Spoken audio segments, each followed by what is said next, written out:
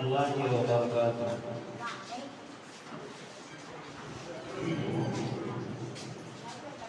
عزیز طلباء و طالبات،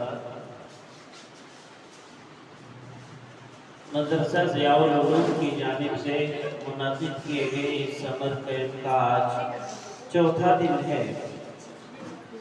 یہ چوتھا دن کل ہی ہونا چاہیے تھا، لیکن جماعت کی کسی اہم شخصیت کی اچانک وفات کی وجہ سے کل نہیں ہو سکی کلاس۔ اللہ تعالیٰ انہیں جنت نصیب فرمائے۔ دیکھیے پیج نمبر 16 بولیے۔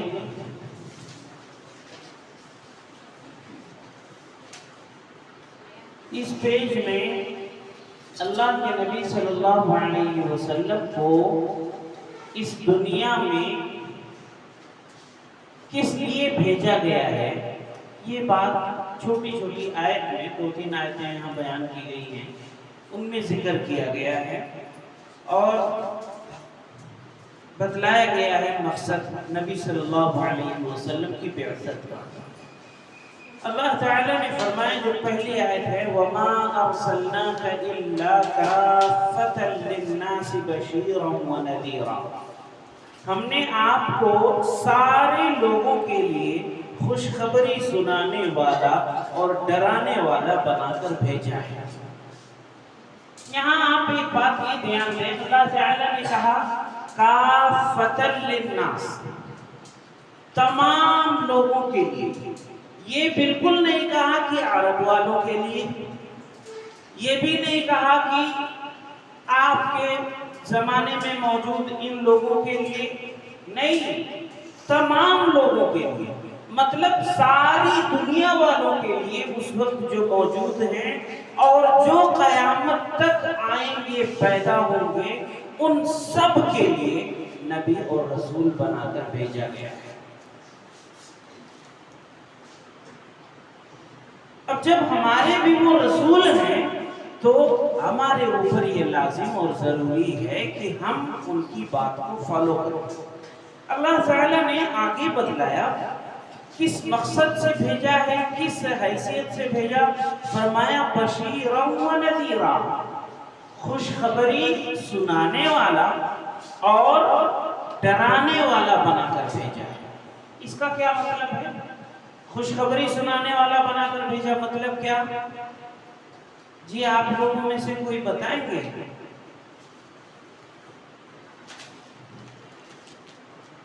یعنی جو اچھے بھلے کام نیک کام کریں گے ان کے لیے نبی صلی اللہ علیہ وسلم بشارت دیتے ہیں کہ ایسے کام کرنے والوں کے لیے جنت ہے، یا اللہ تعالیٰ راضی ہو جاتا ہے، یا ایسی ایسی نعمتیں اس کے لیے آخرت میں تیار کی جاتی ہیں، اس طرح کی باتیں بتلاتے ہیں۔ تو یہ سب کیا ہے؟ خوشخبری ہے۔ اور ڈرانے والا بنا کر بھیجا ہے۔ کس چیز سے ڈرانے والا؟ جی یہ تو سمجھ رہے ہوں گے، کس چیز سے ڈرانے والا؟ بولو جی۔ ہاں، اللہ پاک سے۔ جی یہ بھی جواب صحیح ہے، اللہ تعالیٰ سے ڈرنا چاہیے۔ جی کہ اللہ تعالیٰ اگر ناراض ہو جائیں گے تو سخت پکڑ ہو جائے گی۔ ہمارے ماں باپ ہم سے ناراض ہو جاتے ہیں تو ہماری حالت خراب ہو جاتی ہے۔ ہو سکتا ہے آپ لوگ ماں باپ سے نہ ڈرتے ہو، اس لیے کوئی فرق نہ پڑتا ہو، لیکن اگر اللہ تعالیٰ ناراض ہو گیا تو پھر ہمارا کام بنانے والا کون ہے؟ کون ہمیں اچھائی اور بھلائی اور نعمت کی باتیں عطا کرے گا؟ تو اللہ تعالیٰ سے ڈرانے کے لیے، یا جہنم کے عذاب سے ڈرانے کے لیے، قبر کے عذاب سے ڈرانے کے لیے، گناہوں سے ڈرانے کے لیے آپ کو یہاں دنیا میں بھیجا گیا تھا۔ قرآن مجید میں اللہ تعالیٰ نے اپنے نبی صلی اللہ علیہ وسلم کو یہ بھی حکم دے رہے ہیں کہ آپ سارے لوگوں کو اعلان کر کے بتلا دیں۔ کیا بتلا دیں؟ تمام لوگوں میں یہ اعلان کر دیں اور انہیں خبر کر دیں۔ کیا خبر کر دیں؟ دوسری آیت قل یا ایھا الناس انی رسول اللہ الیکم جمیعا۔ آپ سوچئے یہ بات کہلوانے والا کون ہے؟ یعنی کہیے، کون بول رہا ہے کہیے؟ اللہ تعالیٰ بول رہا ہے کہ آپ کہیے، اور کس سے کہلوا رہا ہے؟ رسول اللہ صلی اللہ علیہ وسلم سے کہلوا رہے ہیں اللہ تعالیٰ کہ آپ کہہ دیجئے۔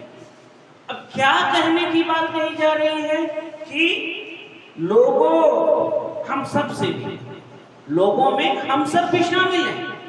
یعنی اللہ تعالیٰ نے اپنے نبی کو حکم دیا کہ آپ لوگوں کے درمیان میں اعلان کر دیں، لوگوں سے کہہ دیں۔ کیا کہہ دیں؟ کہ لوگوں، میں یعنی رسول اللہ صلی اللہ علیہ وسلم تم سب کی طرف اللہ کا رسول ہوں، تم سب کی طرف اللہ کا رسول ہوں۔ کہ محمد صلی اللہ علیہ وسلم یہ ہم تمام لوگوں کے لیے اللہ کے رسول ہیں۔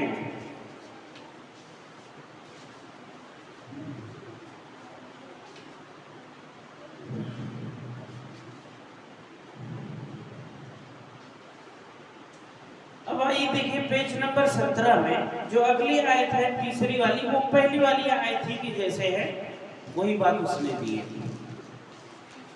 اس اعلان کے بعد اسلام میں داخل ہونے کے لیے انسان کو کلمہ شہادت یعنی کلمہ توحید کا اقرار اور اس کے ساتھ ہی رسالت کا اقرار کرنا ضروری ہوتا ہے۔ کلمہ شہادت، جی آپ لڑکے لوگوں میں سے بتائیں کلمہ شہادت کسے کہتے ہیں؟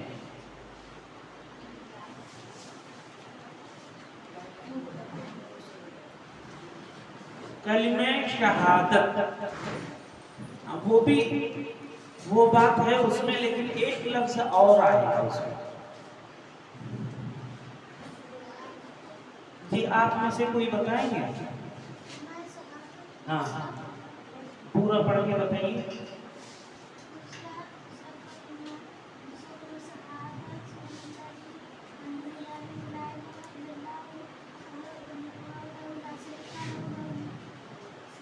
تم بتاؤ کلمہ شہادت کس کو کہتے ہیں؟ میں کلمہ شہادت پوچھ رہا ہوں، پہلا کلمہ، دوسرا کلمہ، تیسرا کلمہ، وہ سب میں نہیں بتاؤں، آپ بتاؤ کلمہ شہادت کس کو کہتے ہیں؟ ہاں صفیہ عالیہ،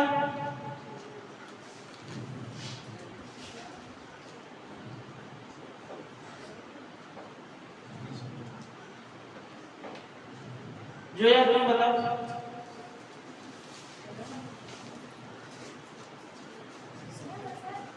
جی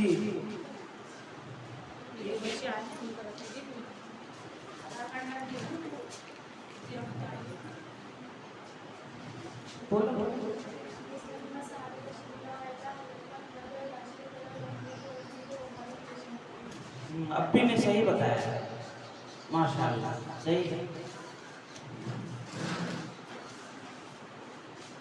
تو کلمہ شہادت کہتے ہیں اشہد ان لا الہ الا اللہ واشہد، یا اس کے آگے اور پڑھا سکتے ہیں وحدہ لا شریک لہ واشہد ان محمدا عبدہ ورسولہ۔ یہ کلمہ شہادت میں دو باتوں کا اقرار ہے، دو باتوں کی گواہی دی جاتی ہے۔ اللہ کے نبی، ایک تو اللہ تعالیٰ کے بارے میں، اور دوسری گواہی اللہ کے نبی محمد صلی اللہ علیہ وسلم کے بارے میں۔ اسی کلمہ شہادت ہی کے تعلق سے بڑے مولانا صاحب پہلے والے دن جب آئے تھے تو وہ آپ لوگوں کو سمجھائے تھے اس کا معنی بھی، اور کلمہ شہادت کا کیا مطلب ہوتا ہے، کیا مفہوم ہے، یہ سب آپ لوگوں کو وہ سمجھا چکے ہیں۔ لیکن یہ بچوں سے تقریباً 10-12 بچے ہیں چھوٹے چھوٹے، ان سے پوچھا تو یہ بتا ہی نہیں پائے۔ جی تو کلمہ شہادت توحید کا اقرار اور اس کے ساتھ ہی رسالت کا اقرار کرنا ضروری ہے۔ توحید کس کو کہتے ہیں؟ اللہ تعالیٰ کے بارے میں یہ عقیدہ رکھنا کہ وہ ایک ہے، تنہا ہے، اس کا کوئی ساجی نہیں، کوئی شریک نہیں، کوئی ماں باپ نہیں، کوئی اولاد نہیں، کوئی بھائی بہن نہیں ہے، اس کی صفات کے جیسا، اس کی خوبیوں کے جیسا کوئی نہیں ہے، کسی کے پاس ویسی عظیم صفات نہیں ہے، اس کے جیسا کوئی بھی نہیں ہے، نہ اس کی شان میں، نہ اس کی عظمت میں، نہ اس کی بڑائی میں، نہ اس کی قدرت میں، نہ اس کے علم میں، اس کے جیسا کوئی نہیں۔ یہ توحید ہے۔ تو دوسری بات کیا بتلایا کہ رسالت کا اقرار۔ رسالت مطلب رسول ہونے کا اقرار۔ رسالت کا اقرار یعنی رسول ہونے کا اقرار۔ کس کے رسول ہونے کا؟ محمد صلی اللہ علیہ وسلم کے اللہ کا رسول ہونے کا اقرار۔ یہی دو باتوں کا گواہی اس کلمہ شہادت میں موجود ہے۔ کلمہ شہادت ایک بات بولنا رکھنا جی، جیسے یہ بچے کچھ انگلش میڈیم کے ہیں، کچھ ہندی میڈیم کے ہیں، خالص اردو نہیں جانتے ہیں، تو ہمارے مدرسے کے بچے جان جائیں گے پھر بھی جیسے یہ اقرار بول رہے ہیں نا، تو شاید کسی کے سمجھ میں نہ آ رہا ہو۔ بیٹا آپ کو سمجھ میں آئے اقرار کا مطلب؟ دیکھو بیٹا آپ کو سمجھ میں آئے اقرار کا مطلب؟ نہیں آئے۔ دیکھو مطلب نا، مطلب ایزی زبان میں سمجھائیے۔ کچھ بچے جانتے، کچھ بچے اردو جانتے ہی نہیں ہیں، خالص اردو مطلب ماننا۔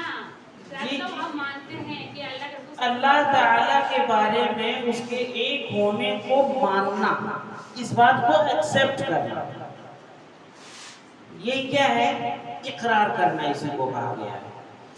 اسی طرح سے رسالت کا اقرار کرنا مطلب کہ محمد صلی اللہ علیہ وسلم کو اللہ کا رسول ماننا، اللہ کا رسول ہونے کا اپنے دل میں اس بات کو بٹھانا، ایکسپٹ کرنا اس بات کو کہ یہ اللہ کے رسول ہیں، اسی کو کیا کہتے ہیں؟ اقرار کرنا کہتے ہیں۔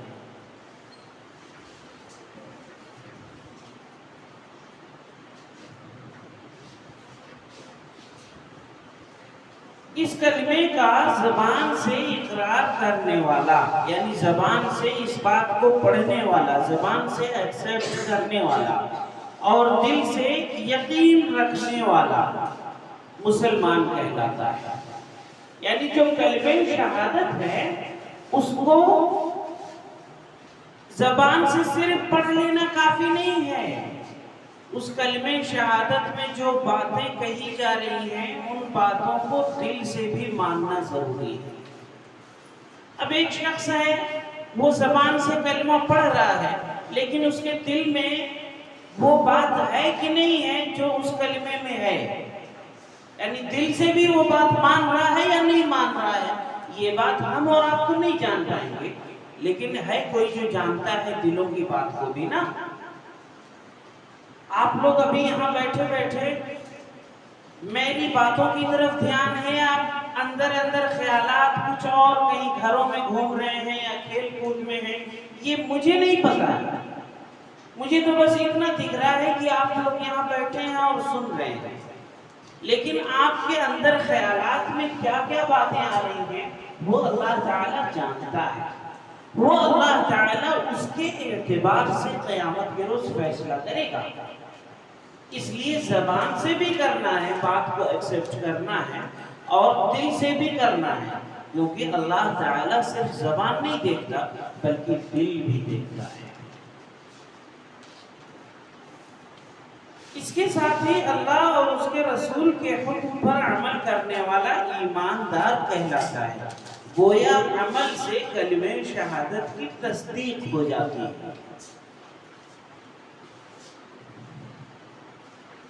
اب دیکھیے آگے قرآن اور حدیث کا ڈیفینیشن دے رہے ہیں۔ بچوں، چھوٹے بچوں، حدیث کسے کہتے ہیں؟ قرآن مجید کسے کہتے ہیں؟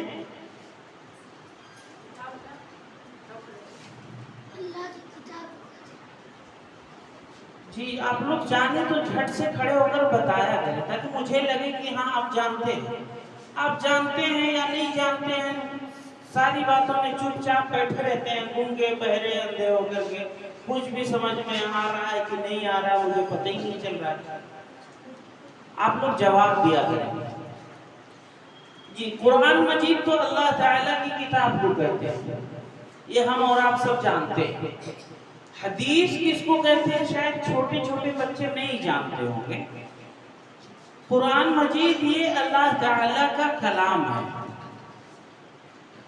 ایک عالم ہوتا ہے وہ کوئی باتیں لکھ دیا ہے یہ ایک کتاب ہے، پوچھا جائے گا یہ کس کی کتاب ہے تو اس کتاب کا جو لیکھک ہے اس کا نام لیا جاتا ہے کہ یہ کتاب اس عالم کی ہے.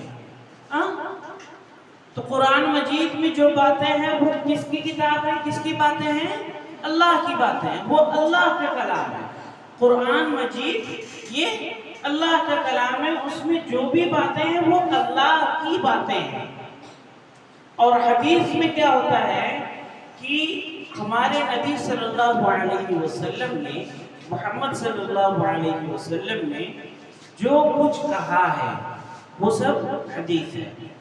جو کچھ آپ نے کیا آپ کے ساتھیوں نے اس کو بیان کر دیا کہ میں نے نبی صلی اللہ علیہ وسلم کو ایسا کرتے ہوئے سنا ہے، ایسا کرتے ہوئے دیکھا ہے، یا ایسا کہتے ہوئے سنا ہے، وہ سب کیا ہو گیا؟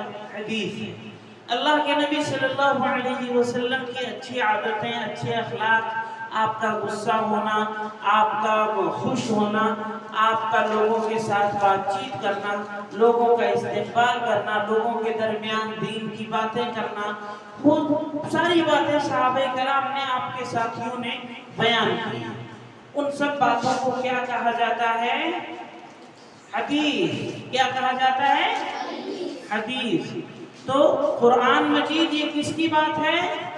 اللہ کی. اور حدیث یہ کس کی بات ہے؟ اللہ کے رسول محمد صلی اللہ علیہ وسلم کی. قرآن اللہ کا کلام ہے، اللہ کی باتیں ہیں، اور حدیث یہ نبی صلی اللہ علیہ وسلم کی باتیں ہیں.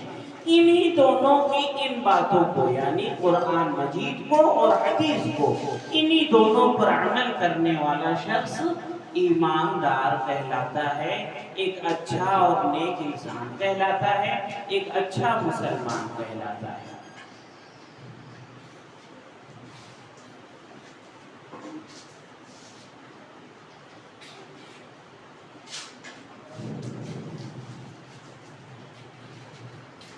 دیکھیے آگے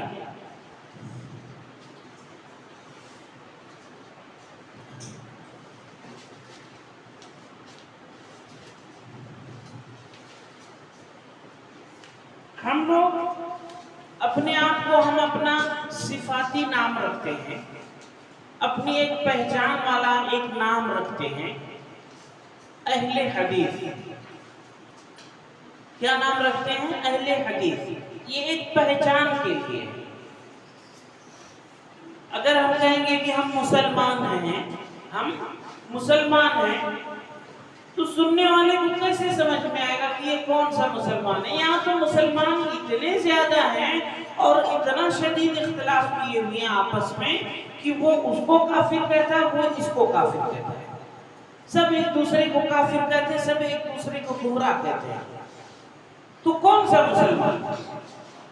کوئی پوچھے گا آپ کا مذہب کیا ہے، ہم کہیں گے ہم مسلمان ہیں، تو سننے والا پوچھے گا کہ ارے مسلمان ہیں تو مسلمانوں میں سے کون سے ہیں؟ اس کو بتانا پڑے گا نا، کچھ تو پہچان اپنی بتانی پڑے گی نا. اب کہیں گے ہم تو کچھ نہیں بس مسلمان ہیں، ہم کچھ نہیں بس مسلمان ہیں، تو بھائی سب کوئی مسلمان ہے.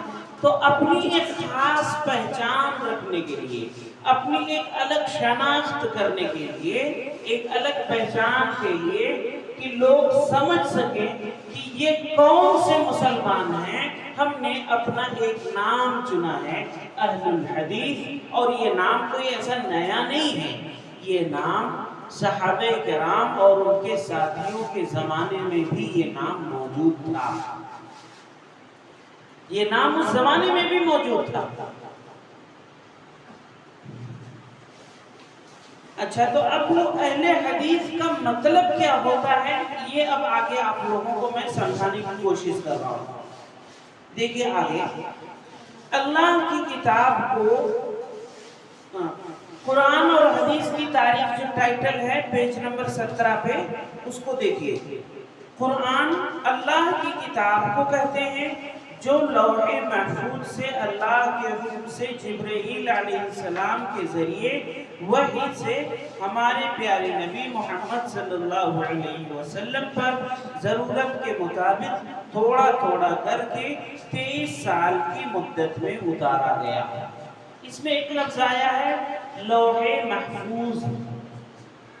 چھوٹے بچے تو نہیں جانتے ہوں گے، مجھے پتا ہے، بڑوں میں سے بھی کوئی جانتا ہو تو بتائیں۔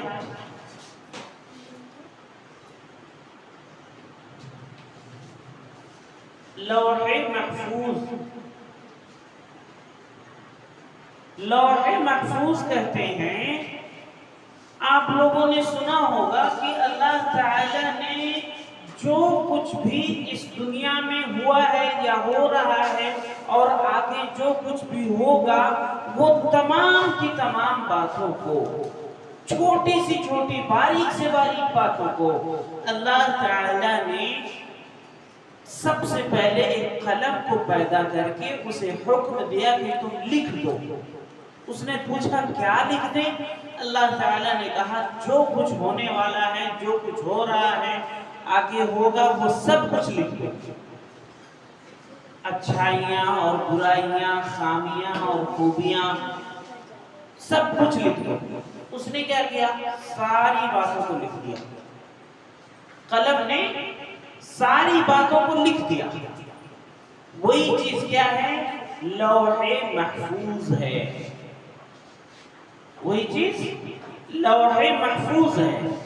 لوح مانے ہوتا ہے تختی، اور محفوظ مطلب جس کی سیکورٹی کی گئی ہو، جس کی حفاظت کی گئی ہو۔ وہ ایک ایسا دفتر ہے، ایسا رجسٹر ہے کہ اس کی نگرانی سخت طریقے سے کی جاتی ہے، حتیٰ کہ فرشتے بھی اس کو ہاتھ نہیں لگا سکتے ہیں بغیر اللہ تعالیٰ کی اجازت کے، اس کو نہیں اس میں کچھ کر سکتے ہیں۔ ہماری اور آپ کی تو پہنچ وہاں تک ہے ہی نہیں، اللہ تعالیٰ کی اجازت کے بغیر فرشتے بھی اس میں کچھ نہیں کر سکتے۔ تو وہ لوح محفوظ اسی کو کہا جاتا ہے۔ تو قرآن مجید بھی اسی میں لکھا ہوا تھا۔ اللہ تعالیٰ نے اپنے اس پیارے کلام کو بھی اس میں لکھ دیا، حکم دیا قلم کو، اور اس نے لکھا۔ وہاں سے اس کو لے کر کے جبرائیل علیہ السلام کو دیا گیا، اور وہ لے کر کے کس کے پاس آئے؟ محمد صلی اللہ علیہ وسلم کی طرف۔ وہ کلام اللہ کا قرآن مجید تھوڑا تھوڑا جتنا اللہ رب العالمین حکم دیتا اتنا وہ لے کے آتے اور ان تک پہنچاتا۔ آگے دیکھیے، یہ قرآن مجید کا ڈیفینیشن کیا گیا۔ مختصر طور پر آپ اس کو ایسے سمجھیں کہ قرآن مجید یہ اللہ تعالیٰ کا کلام ہے۔ دوسری بات آگے جو میں بتایا ابھی، حدیث کے لغوی معنی ہوتا ہے بات، یعنی حدیث کا ڈکشنری میں اگر اس کا معنی تلاشیں گے تو حدیث لفظ کا ڈکشنری میں اس کا معنی ہوتا ہے بات۔ اللہ تعالیٰ نے اپنے کلام پاک قرآن مجید میں بھی اپنے کلام قرآن مجید کو بھی حدیث کہا ہے، یعنی اللہ تعالیٰ نے قرآن مجید کو، قرآن مجید کے اندر کسی آیت میں حدیث کہا۔ قرآن مجید میں قرآن مجید کو ہی حدیث کہا گیا، یعنی قرآن مجید میں قرآن کو قرآن کہا گیا ہے کہ یہ قرآن ہے، لیکن اسی قرآن مجید میں بعض آیتوں میں اللہ تعالیٰ نے اسی قرآن مجید کو ہی کیا کہا؟ حدیث بھی کہا۔ بات کو سمجھ رہے ہیں؟ سمجھ رہے بابو؟ قرآن مجید کو اللہ تعالیٰ نے حدیث کہا ہے۔ ابھی تو آپ نے سمجھا تھا، میں نے بتلایا کہ حدیث کس کو کہتے ہیں؟ اللہ کے نبی صلی اللہ علیہ وسلم کی باتوں کو۔ لیکن یہاں یہ بتلا رہے ہیں کہ حدیث لفظ ایسا نہیں ہے کہ بس اللہ کے نبی صلی اللہ علیہ وسلم کی باتوں کو ہی کہا جائے گا صرف، بلکہ اللہ تعالیٰ نے قرآن مجید کو بھی حدیث کہا ہے۔ اب آئیے دیکھتے ہیں اللہ تعالیٰ نے کیا کہا۔ اللہ نے فرمایا اللہ نزل احسن الحدیث، اللہ تعالیٰ نے بہترین کلام اتارا ہے۔ یہاں جو لفظ حدیث آیا ہے، یہ حدیث لفظ کس کو کہا گیا ہے؟ قرآن مجید کو۔ یعنی اگر اس کا ترجمہ آپ کریں اور حدیث لفظ کا ترجمہ حدیث سے ہی کریں تو کیسے آئے گا کہ اللہ تعالیٰ نے سب سے اچھی اور بہترین حدیث اتارا ہے۔ تو اللہ تعالیٰ نے قرآن مجید سے کیا اتارا؟ وہ آسمان سے کیا اتارا دنیا میں؟ قرآن مجید کو۔ قرآن مجید آسمانوں میں محفوظ تھا اللہ کے پاس میں، وہاں سے اللہ تعالیٰ نے قرآن مجید کو نیچے نازل کیا، اتارا ہے وقفہ وقفے سے۔ تو یہاں حدیث لفظ کہا گیا جو یہ اللہ کے نبی صلی اللہ علیہ وسلم کی باتوں کے لیے نہیں کہا گیا ہے، یہ قرآن مجید کے لیے کہا گیا ہے۔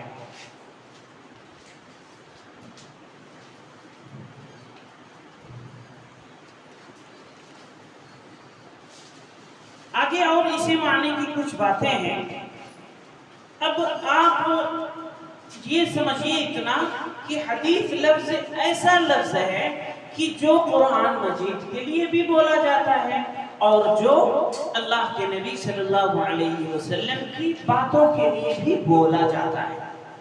سمجھ گئے؟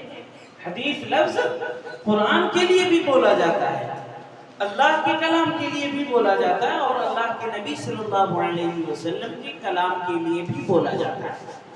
سمجھ رہے ہیں بابا؟ آپ سمجھ رہے ہیں علماء؟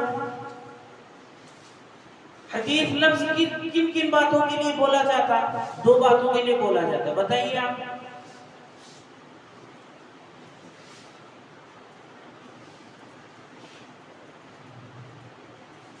حدیث لفظ دو باتوں کے لیے بولا جاتا ہے، دو طرح کی بات۔ ایک تو اللہ کا کلام قرآن مجید کے لیے بھی حدیث لفظ استعمال ہوا قرآن مجید میں ہی کئی جگہ پر، اور دوسری بات کہ پیارے نبی صلی اللہ علیہ وسلم کی پیاری جو باتیں ہیں، آپ کا کرنا، آپ کا اٹھنا، آپ کا بیٹھنا، آپ کا بولنا، آپ کا دعوت دینا، آپ کا چلنا، آپ کا کھانا پینا، یہ سب کچھ کیا ہے؟ سب کچھ حدیث ہے۔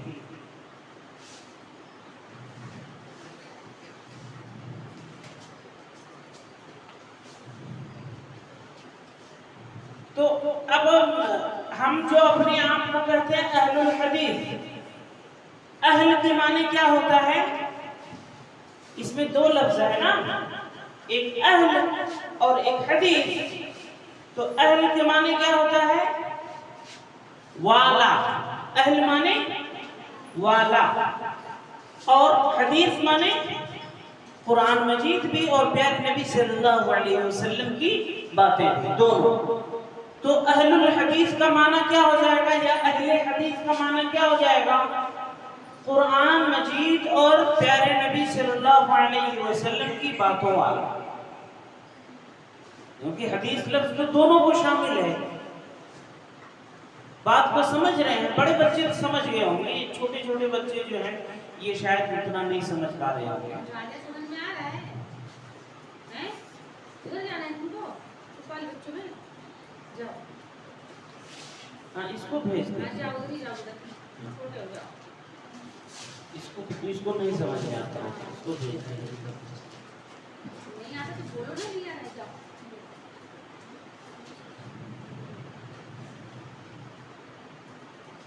آپ لوگوں کو نہیں جانا، آپ لوگ ادھر رہتے ہیں۔ جی تو اہل الحدیث کا کیا معنی ہوا؟ کہ جو قرآن مجید اور حدیث کو ماننے والا ہو، اس کو کیا کہیں گے؟ اہل حدیث کہیں گے۔ یہ ایک ہمارا صفاتی نام ہے، پہچان والا نام ہے۔ جب یہ نام بولا جاتا ہے تب سننے والا سمجھتا ہے کہ یہ کس طرح کا مسلمان ہے، کون سا مسلمان ہے۔ تو ہم مسلمان کون سے ہیں؟ جو طریقہ، جو منہج صحابہ کرام رضی اللہ عنہم کا تھا کہ وہ اللہ اور اس کے رسول کی بات آ جانے کے بعد کوئی بڑے سے بڑا عالم فقیہ اور محدث ہو اور کوئی صحابی کتنا ہی زیادہ عظیم المرتبت ہو، اس کی بات کو وہ چھوڑ دیتے تھے۔ ایک واقعہ بتلا ہوگا، ایک مرتبہ عبداللہ بن عمر رضی اللہ عنہ، بہت بہترین واقعہ ہے، دھیان سے سنیے۔ عبداللہ بن عمر رضی اللہ عنہ یہ بیٹے ہیں دوسرے مشہور خلیفہ عمر رضی اللہ عنہ کے۔ اللہ کے نبی صلی اللہ علیہ وسلم نے حج کی جو قسم اپنایا، یعنی جو حج کیا، وہ حج تمتع تھا۔ حج کی کئی قسمیں ہیں، وہ قسمیں ابھی بتانے کا وہ موقع نہیں ہے، بس آپ اتنا سمجھیے کہ حج کی جو قسم، جو طریقہ اللہ کے نبی صلی اللہ علیہ وسلم نے اپنایا تھا، وہ طریقہ حج تمتع تھا۔ ایک ساتھی ان کے کوئی آتے ہیں عبداللہ رضی اللہ عنہ کے پاس اور ان سے سوال کرتے ہیں کہ آپ یہ بتائیے کہ حج تمتع کرنا یہ صحیح ہے کہ نہیں ہے؟ یاد رہے کہ یہ وہی طریقہ حج ہے جو اللہ کے نبی صلی اللہ علیہ وسلم نے کیا ہے۔ عبداللہ بن عمر رضی اللہ عنہ کہتے ہیں کہ یہ طریقہ صحیح ہے، کر سکتے ہیں۔ پوچھنے والے نے یہ پوچھا کہ ایسا ہے آپ کے ابا تو اس سے منع کرتے ہیں، اس کو اچھا نہیں سمجھتے ہیں۔ تو عبداللہ رضی اللہ عنہ نے جو جواب دیا وہ بہت اہم ہے۔ انہوں نے کیا کہا؟ میرے باپ کی بات مانی جائے گی یا اللہ کے نبی صلی اللہ علیہ وسلم کی بات مانی جائے گی؟ یعنی ایک طرف اللہ کے نبی صلی اللہ علیہ وسلم کا عمل ہے، آپ کا طریقہ ہے کہ آپ نے اسی طریقے پر کیا ہے حج، اور دوسری طرف میرے ابا ہیں کہ جو اس طریقے کو اچھا نہیں سمجھتے ہیں، تو آپ کس کی بات مانیں گے؟ وہ پوچھنے لگے اس سے اور ڈانٹا انہیں کہ کیا میرے باپ کی بات مانی جائے گی یا اللہ کے نبی صلی اللہ علیہ وسلم کی بات مانی جائے گی؟ حج تمتع کہتے ہیں۔ دیکھیں، ایک قسم طریقہ یہ ہے کہ آدمی جب پہنچا اور 1 مہینہ پہلے پہنچا، وہاں جا کے عمرہ کیا اور احرام جو پہنے ہوئے ہے وہ سب کھول دیا، آزاد ہو گیا، اور اس کے بعد پھر 20 دن 25 دن یا 1 مہینہ جو بھی دن اس کے لیے بچتے ہیں، وہ دن اپنا کہیں بھی آئے جائے، کچھ بھی کھائے پیے، کچھ بھی کرے، وہ آزاد ہو جاتا ہے۔ اب اس کے بعد جب پھر حج کا موقع شروع ہوتا ہے تب پھر سے وہ احرام پہن لیتا ہے، یہ کہتے ہیں حج تمتع۔ اور اس کا دوسری اپوزٹ والا جو قسم ہے، طریقہ ہے، وہ حج قران ہے کہ آدمی اگر 1 مہینہ پہلے وہاں پہنچ گیا یا 20 دن پہلے پہنچ گیا ہے تو وہ جو عمرہ کے لیے احرام پہنے گا وہی احرام وہ پہنے رہے گا، اسی احرام کی حالت میں ہی وہ باقی رہے گا یہاں تک کہ وہ حج بھی اپنا مکمل کر لے۔ یعنی ایک ہی احرام میں وہ دونوں باتوں پر عمل کرے گا، دونوں حج اور عمرہ دونوں پورا کرے گا۔ تو عمر رضی اللہ عنہ اس کو بہتر سمجھتے تھے، اور جو الگ الگ احرام پہننے والی بات ہے اس کو اچھا نہیں سمجھتے تھے۔ کیا وجہ تھی؟ ان کا کہنا یہ تھا کہ جب آدمی احرام سے نکل جائے گا پھر وہ آزاد ہو جائے گا، کہیں بھی آئے جائے، کچھ بھی کھائے، شکار کرے، بیوی بچوں کے ساتھ گھومے ٹہلے، کچھ بھی کرے، وہ تو آزاد ہو گیا۔ اب جب آزاد ہو گیا تب وہ جو حج کے موقع پر خوبصورتی بنتی ہے، وہاں مسجد میں لوگوں کے رہتے ہوئے، خانہ کعبہ میں لوگوں کے رہنے سے وہ خوبصورتی، وہ منظر نصیب نہ ہوتا، چونکہ اس وقت کم لوگ تھے، تعداد کم تھی۔ تو جب تھوڑے لوگ ہی کچھ لاکھ لوگ وہاں آتے تھے حج کے لیے، اور وہ بھی احرام کھول کر آزاد ہو جاتے، تو وہ حج کے موسم میں بھی مسجد حرام میں وہ رونق نہ ہوتی۔ تو انہوں نے کیا کیا، انہوں نے بہتر سمجھا کہ یہ جو الگ الگ احرام پہننے والی بات ہے اس کو بند کر دیں، اور ایک ساتھ جو ایک ہی احرام میں دونوں چیزیں پورا کرنے کی جو بات ہے اس کو بہتر سمجھا۔ بڑے بچے سمجھ گئے ہوں گے، تو انہوں نے بتا دیجیے احرام کیا ہوتا ہے، بہت سے بچے نہیں جانتے ہیں احرام، بتا دیجیے احرام کیا ہوتا ہے، آپ لوگ جانتے ہیں نہیں جانتے ہیں؟ ہاں سمجھ رہی ہے کچھ حد تک۔ مردوں کا جو برقع ہوتا ہے، حاجی لوگ اور جو عمرہ کرنے کے لیے جاتے ہیں، آپ لوگ دیکھے ہوں گے وہ اس طرح سے کرتا پائجامہ یا پینٹ شرٹ وغیرہ جو عام طور پہ یہاں لوگ پہنتے ہیں، ویسا کپڑا وہاں جب حج اور عمرہ کر رہے ہوتے ہیں تب نہیں پہنتے ہیں۔ وہ کیا پہنتے ہیں؟ سفید چادریں اوڑھتے ہیں، ایک نیچے ایسے جیسے لنگی پہنتے ہیں نا، اسی جیسے ایک چادر نیچے لپیٹ لیتے ہیں اور ایک چادر یہاں اوپر کے لیے اوڑھتے ہیں۔ تو وہ دو چادر اوڑھتے ہیں اور وہ دونوں چادریں کس رنگ کی ہوتی ہیں؟ سفید ہوتی ہیں۔ اس کے علاوہ کوئی کپڑا ان کے بدن پہ نہیں رہتا، حتیٰ کہ ٹوپی بھی نہیں رہتی ان کے بدن پر۔ یہ دو کپڑوں کے علاوہ اور کوئی کپڑا نہیں ہوتا، نہ ٹوپی ہے نہ اور جوتا موزہ اور یہ سب وغیرہ نہیں ہے، اس کے اندر اور کوئی کپڑا نہیں ہے۔ جو ہم کرتا اور پیجامے کے اندر، پینٹ شرٹ کے اندر اور جو کپڑے پہنتے ہیں وہ کپڑے بھی نہیں پہنتے، کچھ بھی نہیں، بس دو چادر۔ مطلب یہ کہ سلا ہوا کپڑا وہ نہیں پہنتے، وہ کیا پہنتے؟ سفید سفید دو چادریں اوڑھتے ہیں، ایک نیچے آدھے بدن میں نیچے اور ایک آدھے بدن میں اوپر۔ انہی کپڑے کو کیا بولتے ہیں؟ احرام پہننا بولتے ہیں۔ اور جب وہ کپڑا بندہ پہنتا ہے اور وہ حج اور عمرہ شروع کرنا ہوتا ہے تو اس کا کچھ وقت ہوتا ہے، اس وقت سے لے کر کے جب تک اس کا وہ حج اور عمرہ وہ مکمل نہیں ہو جاتا ہے تب تک وہ اسی حالت میں رہتا ہے، اور اس کے اوپر کچھ کنڈیشنز لگ جاتی ہیں، اس کے اوپر کچھ کنڈیشنز لگ جاتی ہیں، کچھ شرطیں لگ جاتی ہیں کہ آپ یہ نہیں کر سکتے، آپ وہ نہیں کر سکتے، یعنی بہت ساری باتیں جو ہمارے لیے ابھی یہاں پر جائز ہیں، جیسے شکار کرنا۔ شکار کرنا کوئی حلال جانور ہے، اس کا شکار کرنا یہ ابھی جائز ہے، لیکن اس ٹائم میں نہیں جائز ہے۔ ایسے اور بہت ساری باتیں ہیں کہ جو ابھی ٹائم میں حلال ہیں، جائز ہے، لیکن اگر احرام کی حالت میں ہیں تو وہ چیزیں منع ہو جاتی ہیں۔ تو انہی سب حالتوں کو کیا کہا جاتا ہے؟ احرام کہا جاتا ہے۔ جی بچوں سمجھ گئے؟ ہاں، تو وہ مردوں کا برقع نہیں ہوتا ہے، وہ سفید سفید دو چادریں ہوتی ہیں۔ ٹی وی میں آپ لوگ، موبائل میں آپ لوگ دیکھے ہوں گے حج اور عمرے کی ویڈیوز، تو اس میں آپ کو بالکل سفید کپڑے میں لوگ نظر آتے ہوں گے۔ یہ اور کیا بتا رہا تھا میں؟ آپ کو بتا رہے تھے کہ مطلب دو صحابہ میں انہوں نے کہا کہ ہاں، وہ واقعہ میں بتلایا، واقعہ تو مکمل ہو گیا۔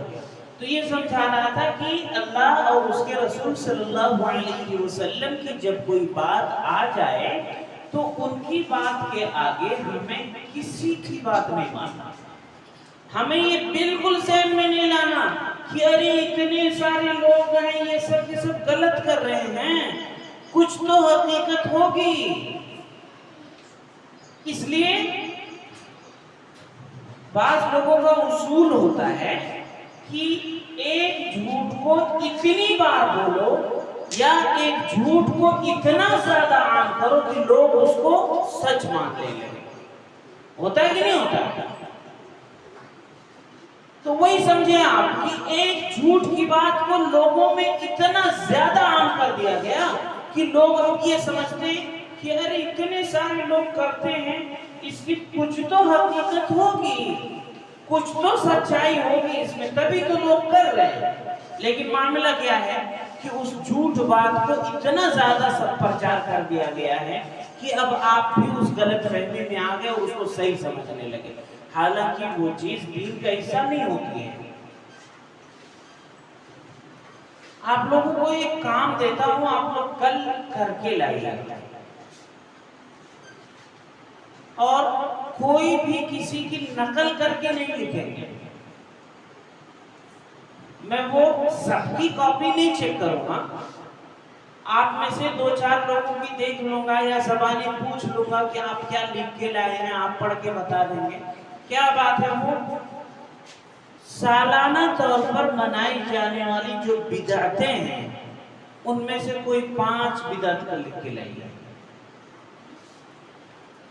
زیادہ نہیں، صرف 5۔ جس کو اللہ کے رسول صلی اللہ علیہ وسلم کے زمانے میں نہیں کیا گیا اور آپ وہ کیا اللہ کے نبی صلی اللہ علیہ وسلم نے نہیں کیا ہے، آپ کے ساتھیوں نے، صحابہ رضی اللہ عنہم نے نہیں کیا ہے، لیکن لوگ آج اسے دین سمجھ بیٹھے ہیں، لوگ اسے آج نیکی سمجھ کے کرتے ہیں۔ ایسی کوئی بھی 5 باتوں کو آپ لکھ کے لائیں۔ ایسا کوئی ضروری نہیں ہے کہ سارے لوگوں کا الگ الگ ہو، سارے لوگوں کا الگ الگ ہو، ایسا کوئی ضروری نہیں ہے، لیکن یہ ضروری ہے کہ آپ کسی کی نقل نہ کریں گے، خود سے لکھیں گے۔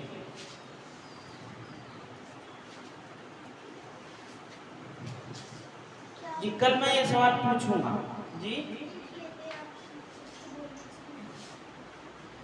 مارکر تو ہے نہیں، دیکھو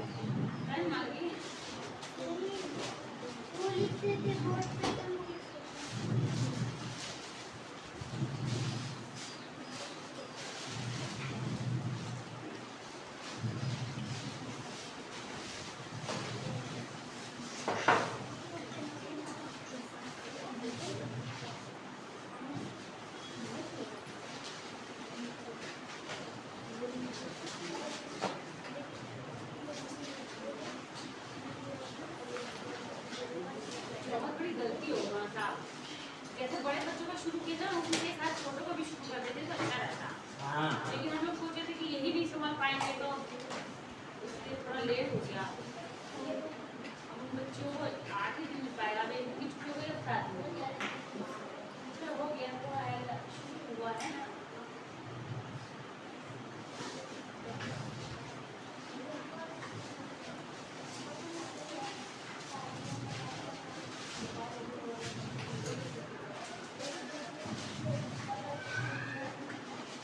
بدعت کسے کہتے ہیں جی؟ تم بتاؤ جی، آپ بتائیے، بدعت کس کو کہتے ہیں؟ جو غلط ہے اس کو بدعت کہتے ہیں۔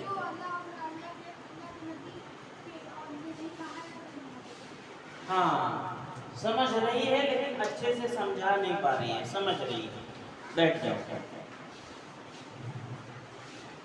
جنت بتاؤ تو، جو ہمارے رسول کو نہیں مانتے، میں پوچھ رہا ہوں بدعت کس کو کہتے ہیں؟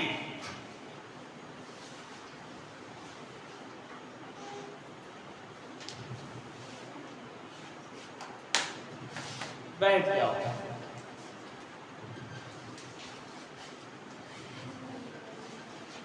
آپ میں سے کوئی بھی بتائے،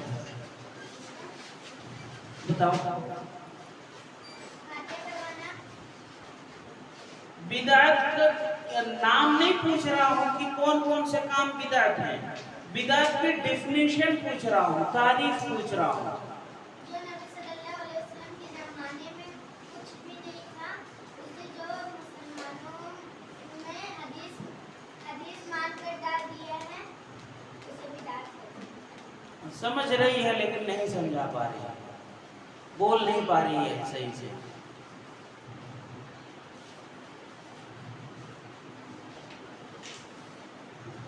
جی میم آپ بتائیے، سمجھا دیجیے بچوں کو۔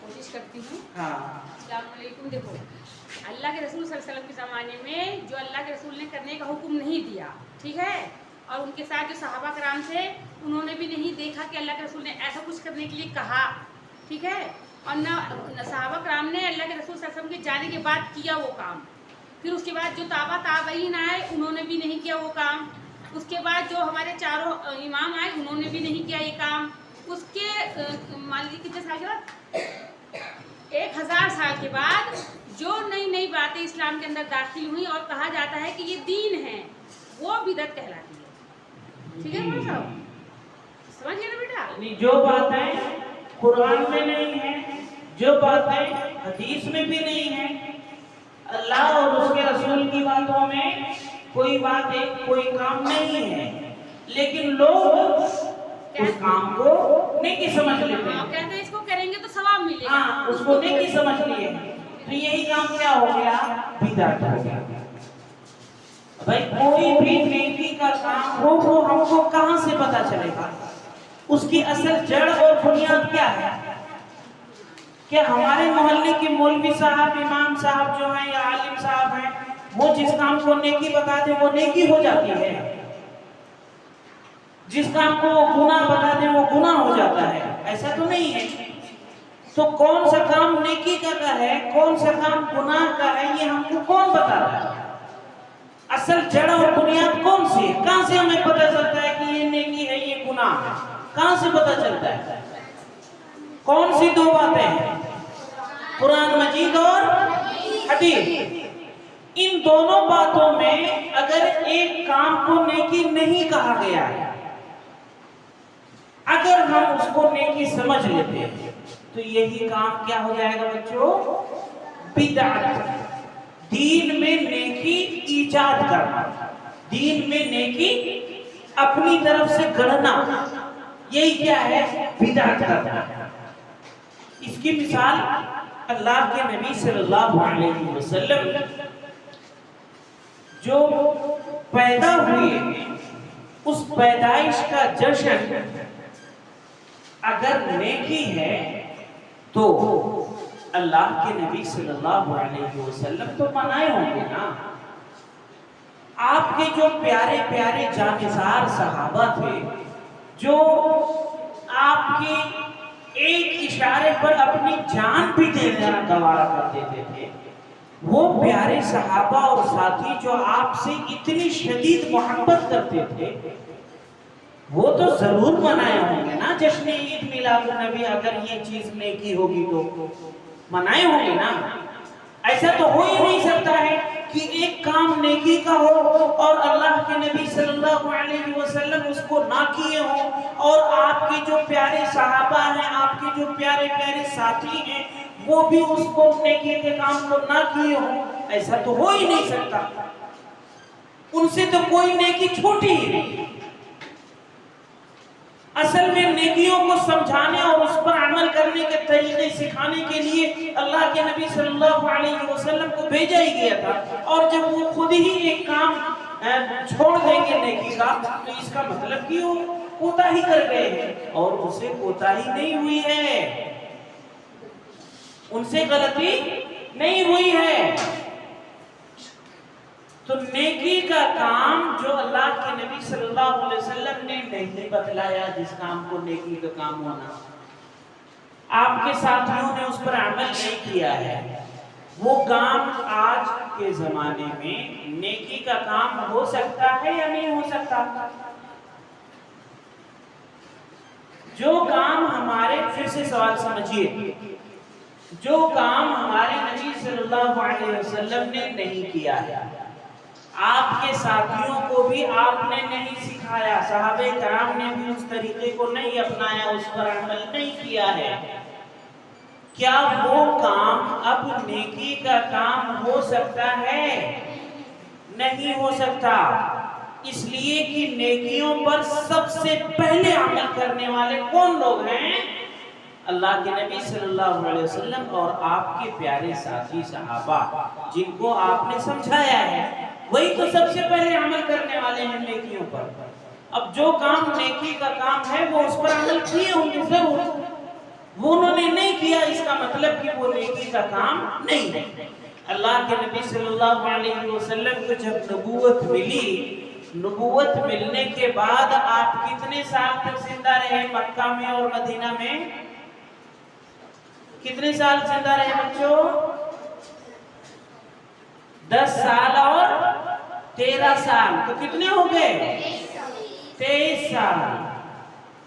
23 सालों में हर साल वो عید میلاد النبی والا جو مہینہ اور وہ تاریخ لوگ مناتے ہیں 12 تاریخ، وہ تاریخ ہر سال اس وقت بھی آتی تھی نا، نہیں آتی تھی؟ آتی تھی۔ ڈائیورٹ ہو جاتی تھی کیا وہ تاریخ؟ اب میں 20 سال کی ہوں گی تو میرا برتھ ڈے نہیں آئے گا کیا؟ بتاؤ آئے گا نا؟ میں کیا پوچھا؟ نہیں وہ سوال سمجھے نہیں، اسی لیے تو اس کا مطلب یہ سمجھا ہو کہ وہ لوگ نہیں مناتے تھے۔ ہاں ان کو بتائیے برتھ ڈے بولتے ہیں عید میلاد۔ تو اللہ کے نبی صلی اللہ علیہ وسلم کے میلاد کا جو جشن ہے، میلاد کا جشن منانے کی بات میں نہیں پوچھ رہا ہوں، میں کیا پوچھ رہا ہوں، جو میلاد کی تاریخ ہے 12 ربیع الاول، یہ 12 تاریخ اس زمانے میں بھی ہر سال آتی تھی نا؟ ربیع الاول کا مہینہ بھی اس وقت موجود تھا اور ربیع الاول کی 12 تاریخ بھی اس وقت موجود تھی، وہ ہر سال آتی تھی یہ تاریخ۔ اب ہر سال یہ تاریخ آئے اور اللہ کے نبی صلی اللہ علیہ وسلم نے اپنا ہی جشن نہ منائے، کیا وہ نیکی ہے؟ اگر نیکی ہے تو انہوں نے منایا تو ضرور ہوگا نا، ایسا تو ہو ہی نہیں سکتا ہے کہ ایک کام نیکی کا ہو اور اللہ کے نبی صلی اللہ علیہ وسلم کو 1 2 بار 5 بار نہیں 23 مرتبہ، کتنی مرتبہ؟ 23 ٹائمز، 23 مرتبہ وہ تاریخ آئے اور ایک بار بھی اللہ کے نبی صلی اللہ علیہ وسلم نے وہ جشن نہ منایا ہو۔ اگر نیکی ہے تو کم سے کم 1 2 بار تو کرنا چاہیے سکھانے کے لیے، لیکن اللہ کے نبی صلی اللہ علیہ وسلم نے کبھی نہیں کیا۔ وہ 23 سال کے بعد پھر وہ چاروں مشہور خلیفہ کا زمانہ کتنے سال رہا؟ کتنے سال رہا؟ 30 ایئرز، 30 سال۔ وہ 30 سال میں ہر سال یہ 12 ربیع الاول کی تاریخ آئی کہ نہیں آئی؟ کتنی بار آئی یہ تاریخ؟ 30 مرتبہ۔ وہ مشہور پیارے صحابہ کرام، وہ چاروں مشہور خلیفہ، ان کو بادشاہت ملی ہے، ان کے ماتحت وہ عوام کام کرتی ہے، وہ نہ تو خود جشن منا رہے ہیں نہ اپنی عوام کو جشن منانے کا حکم دے رہے ہیں، پھر یہ کیسے نیکی ہو سکتی ہے؟ یہی چیز تو میں سمجھانا چاہ رہا ہوں آپ لوگوں کو کہ ہر وہ کام جو اللہ کے نبی صلی اللہ علیہ وسلم نے نہیں کیا ہے، آپ کے ساتھیوں نے نہیں کیا ہے، وہ نیکی کا کام بالکل نہیں ہو سکتا، چاہے صرف بیٹھن نہیں، دنیا بھر کے لوگ اس کام کو نیکی سمجھنے لگے، لیکن اگر اللہ اور اس کے رسول نے اسے نیکی نہیں بتلایا ہے، آپ کے ساتھیوں نے اس پر عمل نہیں کیا ہے، تو وہ نیکی کا کام نہیں ہو سکتا ہے۔ اللہ تعالیٰ ہم سبھی کو اچھائی اور بھلائی کی توفیق دے۔ کچھ سوال اگر ہو آپ لوگوں کا تو پوچھ لیجیے۔